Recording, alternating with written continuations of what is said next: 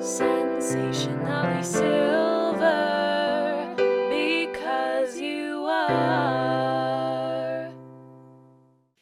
Welcome, everyone, to Sensationally Silver, A State of Mind, conversations with extraordinary, ordinary persons of age, people who are going to bring you information, inspiration, and validation. Join us.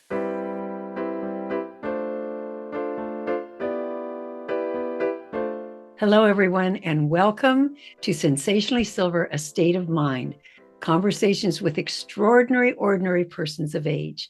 So my guest again is Wayne Lehrer.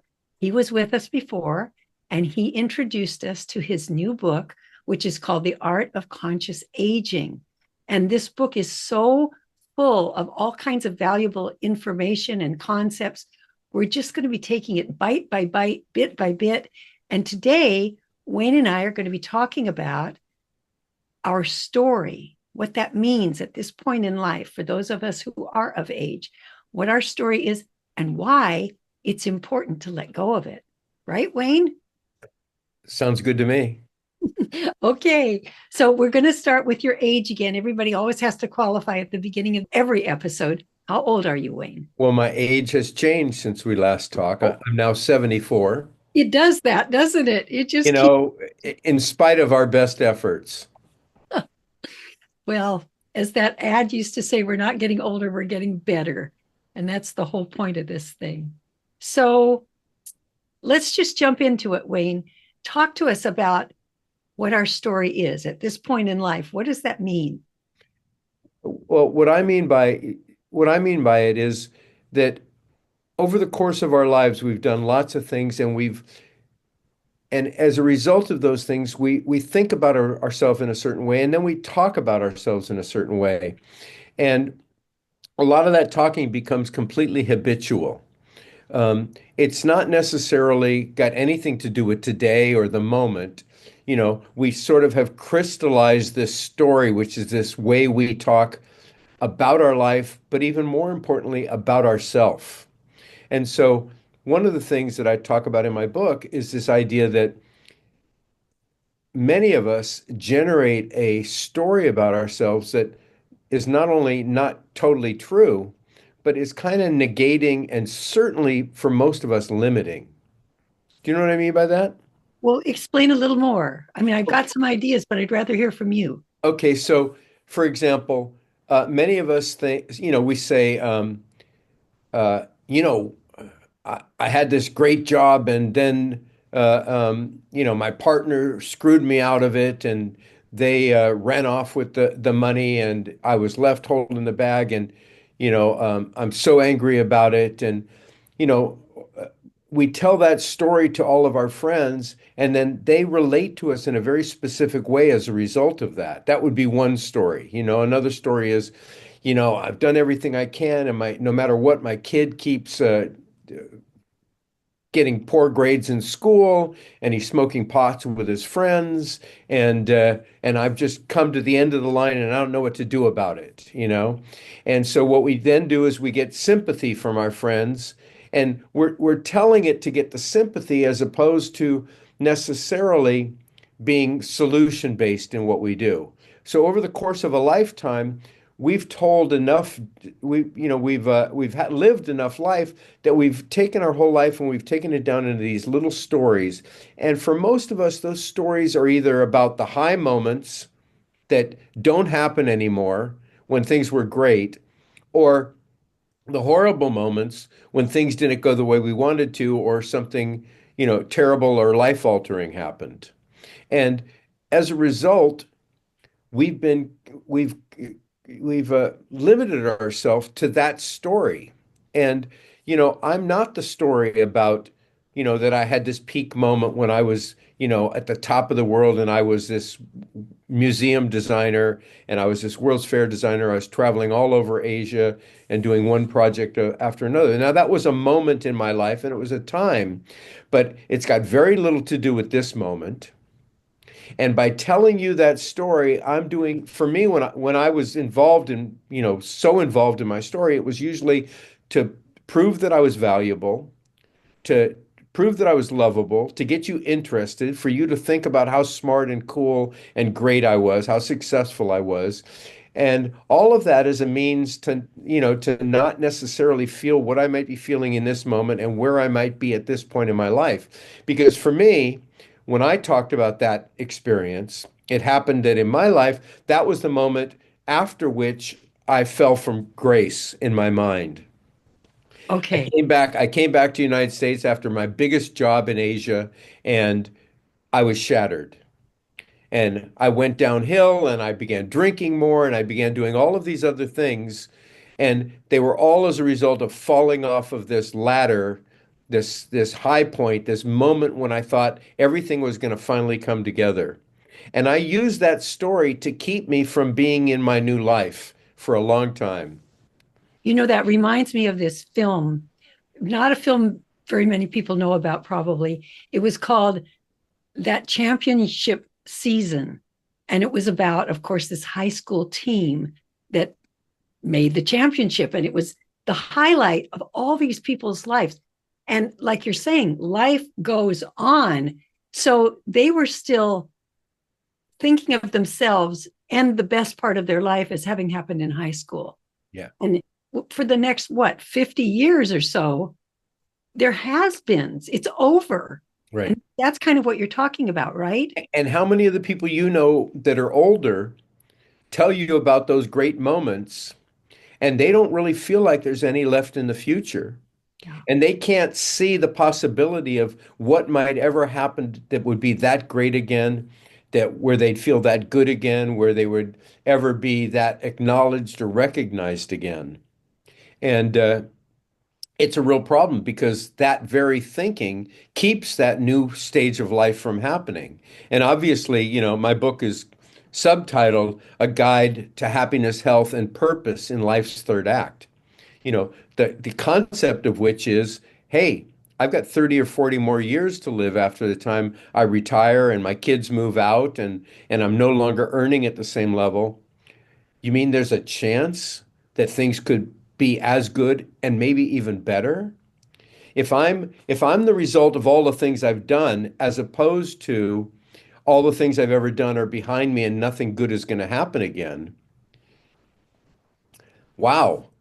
If everything I've done can come together in this moment, and I'm the sum total of all of those gifts and all of my interests and all of my failures and all of my successes, all of the moments I would tell you about in my stories that I no longer allow to be limiting. In other words, I don't tell them to you as things that I lost out on or things that are left behind, but as opposed to, but now I talk about them as things that help turn me into the man I am today, the woman you are today, and how, as a result of that, for example, for me, how I came to write a book about aging, where it takes all the pieces of who I am. So if I'm stuck in my story, and for many years I was a theme park designer. I was a museum. I made IMAX movies.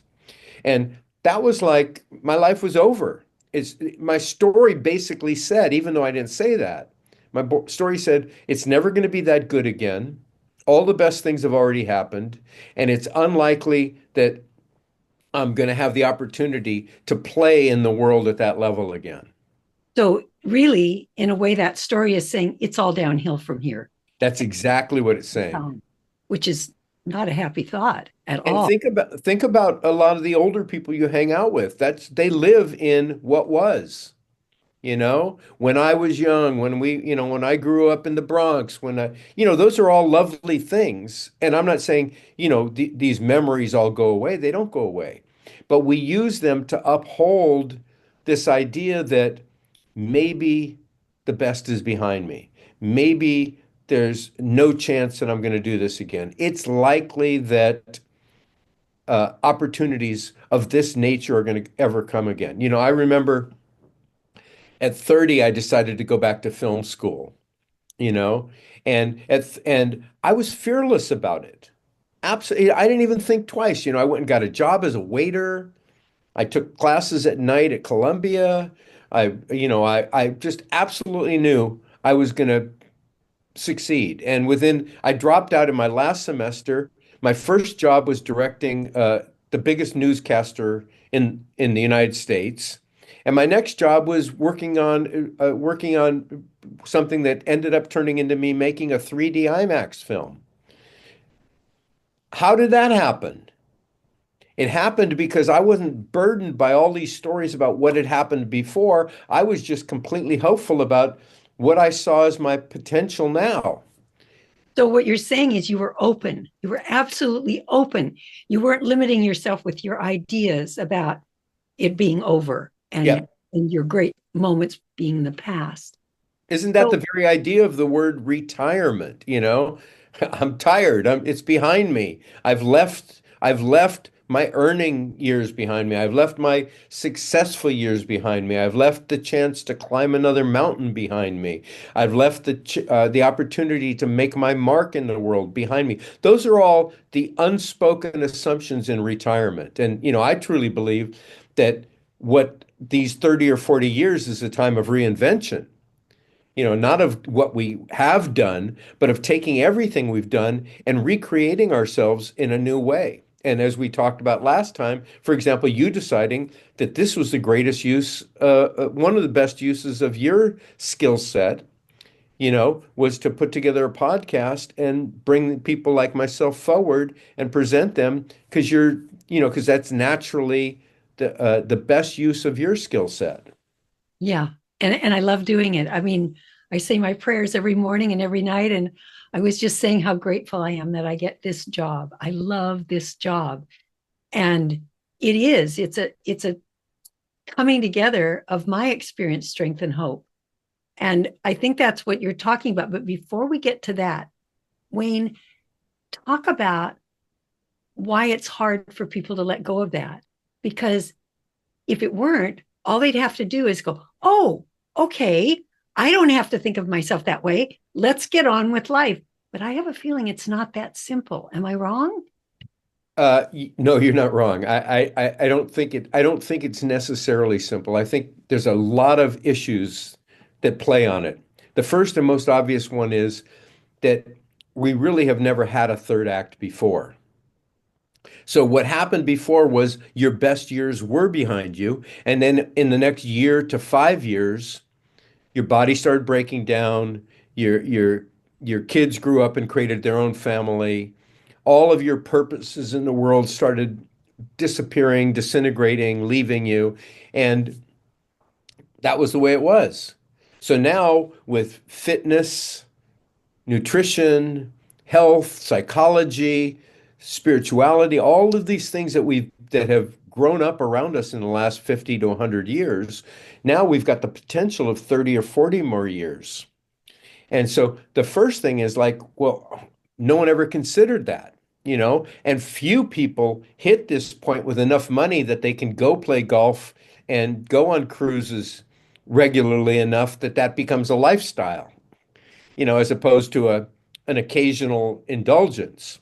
So so there is, and so the next thing is that there's no role models for this idea of a third act. So part of what makes us so, when I went back to school at 30, what made me so hopeful was there were a lot of people that were making films with home cameras, and at that time in the film business, for example, independent films, people were making independent films and they were selling the film by just creating a 5-minute trailer. And so there was nothing that said you couldn't do this to me. Everything said you can do this. So now you're older and you go, well, for example, let's say you've been a housewife and a mother for 25 years, whatever it's been, and your kid is gone, and you say, well, I studied that in school and I even got a graduate degree in it, but it's been 25 years. Who's going to hire me? So the likelihood of even being able to step back in, I don't want to take a menial job or work for an hourly wage. The other thing is many people have lost track with what they're passionate about. They've been busy doing something that they had to do for so long, raise a family, earn a living, pay the mortgage, get their kids through college, all of these things that they had to do. Now they chose to do them, but the having to do them somehow got in the way of what do I want to do? What do I love to do? What's fun? What brings me joy? I know as a therapist how hard it is for people to ask that question of themselves.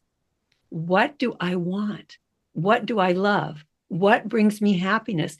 It's like that got put so far over, especially for women.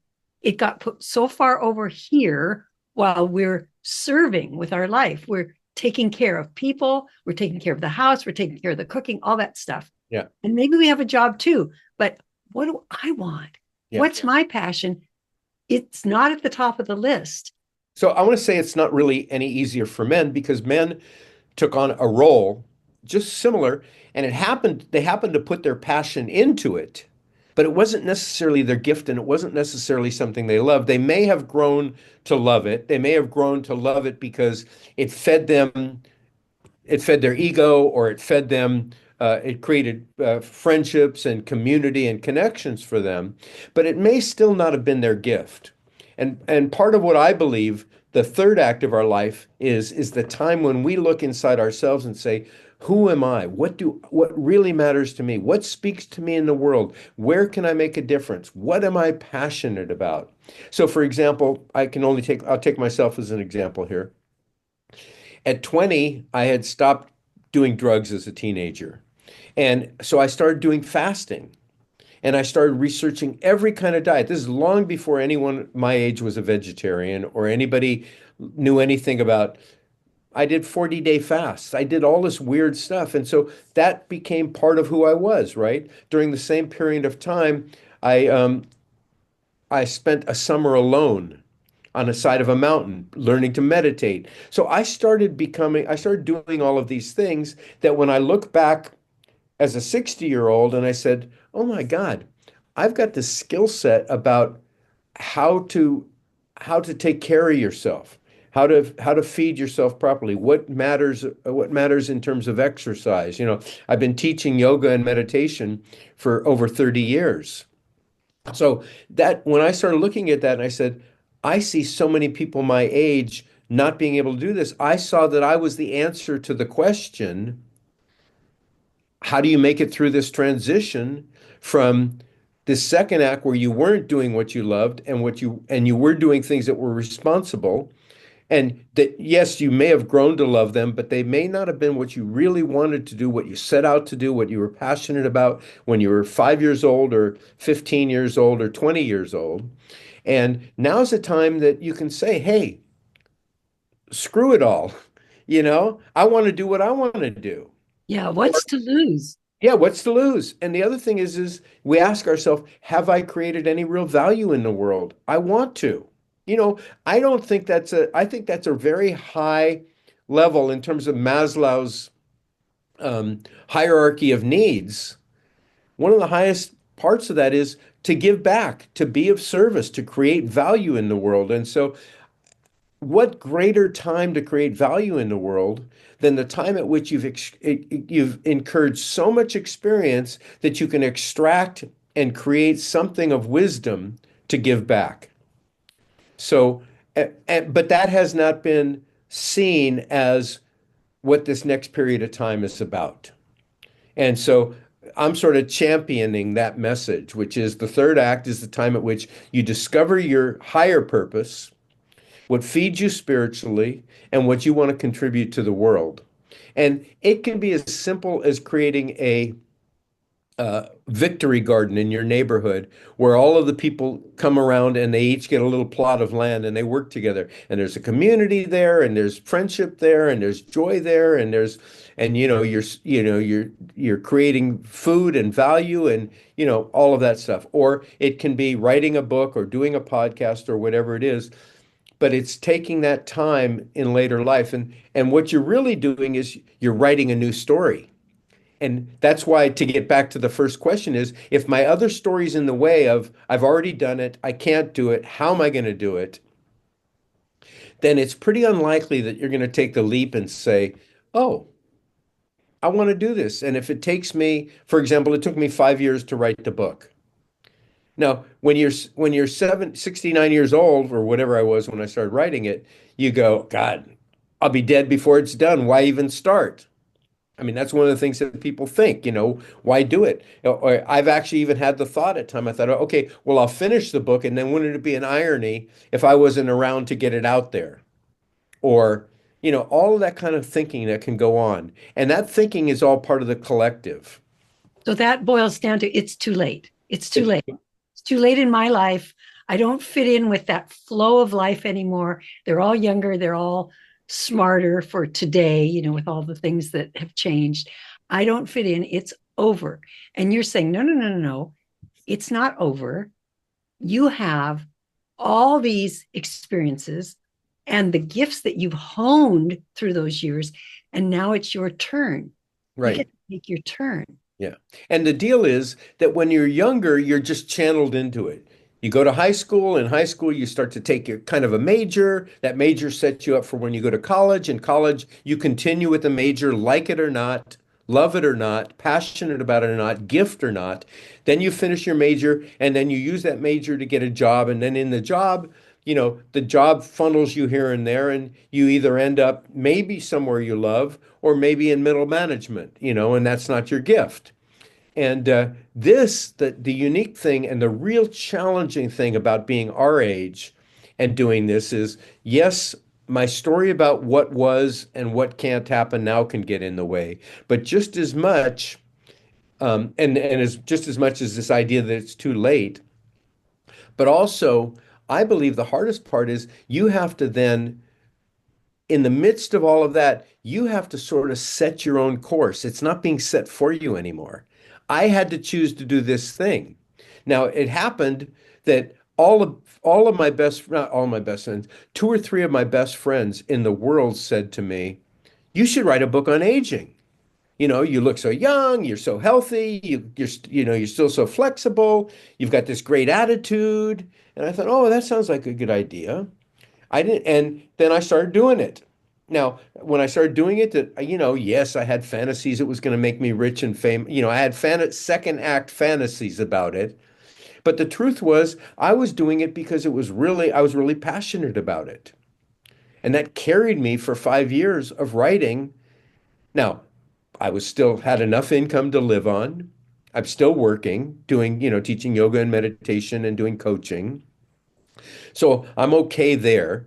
But I had to take X amount of attention and energy every day to move it in this new direction without the promise that it was going to turn into wealth, fame, glory, or even an opportunity, or that anyone would even see it. We know that if I told you the statistics on how many people sell even 100 books. Yeah. When I wrote my first book, I stayed out of libraries and bookstores for 3 years because I didn't want to see all those other books. I would have thought I didn't have anything to offer. The world doesn't need what I know. Forget it. So I just cloistered myself and kept writing because I really wanted to carry that message. And I'm so, so grateful that I made those choices. One of the things I'm hearing, and you tell me again if I'm mistaken, because you talked about it in your own life, Wayne. You said you went on that side of the mountain, you learned to hold still and meditate. To me, there's got to be at least some time where a person spends that time with himself, herself.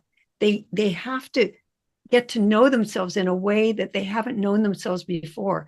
And that's a skill that I don't see very often, frankly. There are so many distractions in our life Yeah. today.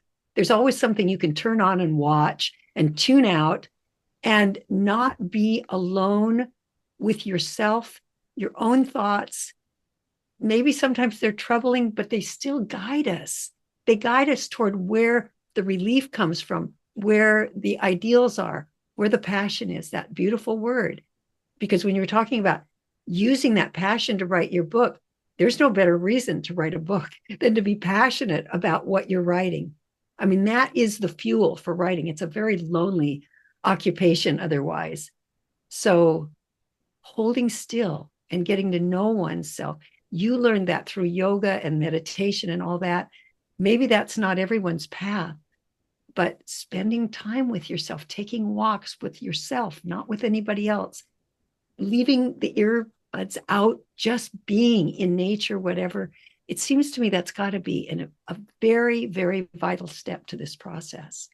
Well, I think you really put your finger on something here, which is that there are a number of actions that we're free to do in later life that we weren't. For example, taking time. Now, you may not have the habit of doing it because you were so busy doing, achieving, building, that taking time was like, what a waste. And so I think that's an important part. And if we get back to this idea of story, the other thing that we have to do to be able to take that time is we actually have to also do some work, I believe, in some form of therapy, whether it's personal therapy or a 12-step program or some sort of spiritual work where we really look at the story that we've become that has fixed and kept us from being able to be free in this moment, to become who we are. So, and that also, when we start doing that, then we want more time for reflection. We want to learn about the limitations that we have, that we're imposing upon ourselves still. And we need, and then of course, I believe, as you just stated, that we need to create space for that new thing to come in. So, and historically that space comes when we ask the question, what is it I really want to do? What is it that I'm really passionate about? Where would I like to make a contribution? What thing in the world am I the answer to? What thing that's happening in the world? I just saw a great quote from Jane Goodall. And she said, if you're upset about, I'm paraphrasing it completely. If you're upset about what's happening in the world, pick the one place you can make a difference, because it's easy to get stuck in the story about your candidate winning or losing. Easy to get stuck in the story about the climate where it's at. Easy to get stuck in the story about being on a fixed income. Easy to get stuck in the story about how great it used to be. Easy to get stuck in a lot of stories instead of just sit down and say, where can I make a difference? Where can I make a contribution? Where can I actually change the story? So I'm talking every day about the contribution I'm making instead of what was, what isn't, what will never be, and how it's all going to hell in a handbasket. And that's really the choice. The choice is, where do I put my attention? And one of the things I talk about in the book is the story I tell is the life I'm living. That's a really big deal, right? If I'm telling a story about what was, then that's the life I'm living. It's over. If I'm telling the story about, oh, I'm writing this book and it's crazy and I can't believe I'm putting myself out there in that way and I'm terrified, but I'm showing up every day. It's like, and then think about when people meet you and they hear which story they hear, right? Well, you meet the person who it's all over with, and it's like, all you can do is feel sympathy for them, or you also want, here's the big deal. Uh, you know, I remember when I was a teenager and I was a drug addict, that one of the things that they said was, if you want to stop doing heroin, stop hanging out with heroin addicts, you know? And the inverse of that is, if you want to become enlightened, start hanging out with conscious people. If you want to be happy, hang out with happy people. If you want to discover what your purpose is, hang out with people that are purposeful. People that are purposeful aren't stuck in their old story. People that are happy aren't busy telling you about the good old days all the time. People that are happy are telling you about something that's hopeful today, about something that they worked on that may have been challenging and that it was so rewarding to just, get it to the next step or stage. Yeah, it's so true. I mean, my guests on this podcast are such an inspiration to me because they're doing all kinds of different things, but they're so excited about what they're doing and they know they're giving a gift. That is the best feeling in the world, to know that you are offering something of value. We don't have to take the whole country on or the whole world on or the whole climate on, as you're saying, but to take on the thing that we want to do and to offer that up, that's a gift to ourselves as well as to a gift to everybody else, right? Yeah, and listen, the one thing we know about God was that God was a creator. That's really the only thing we know about God. God created, we can say God created the world, God created this. So how we act in the most spiritual way, I believe, how we act godlike is to become creators. So rather than hit the point in life where I'm no longer creating anything, but doting on what was, instead getting to the place where I'm creating something new, that I'm actually building a new future and that where the potential and the opportunities are infinite. Why was I so fearless at 30 when I went back to film school and terrified to do something new now with a million excuses about too old, don't have enough money, how long it's going to take. I'll be dead before it's done. All of the stories that go with that. So again, back to this idea of story. Not only do we have to let go of our old story, but we really have to learn to listen to the way we talk now. Like even just to say, I said to a friend a couple weeks ago, a good friend, I said, I'm feeling so overwhelmed. And she says, whoa, whoa, whoa. What do you mean overwhelmed? Tell me what that means. I go, well, I got this and I got that. And I go, she goes, so what are you going to do today? I said, well, today I'm going to, whatever it was, I'm going to work on a script for a video that I'm going to do. And she goes, is that overwhelming? No. Okay. And how long will that take you? A couple hours. And then what will you do after that? I said, I'll probably go for a walk. And she goes, so what's so overwhelming about today? And the truth was there was nothing overwhelming about it. I had this story called It's Too Much. And you know what that story gets you to do? Nothing.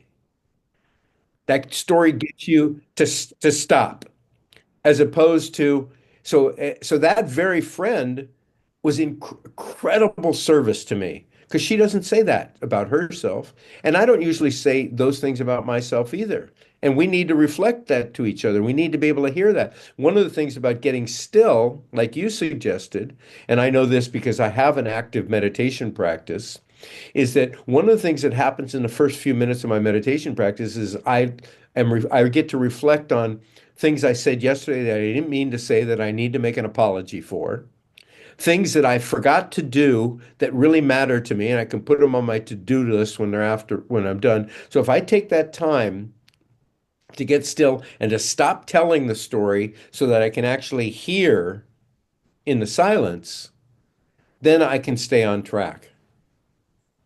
Yeah.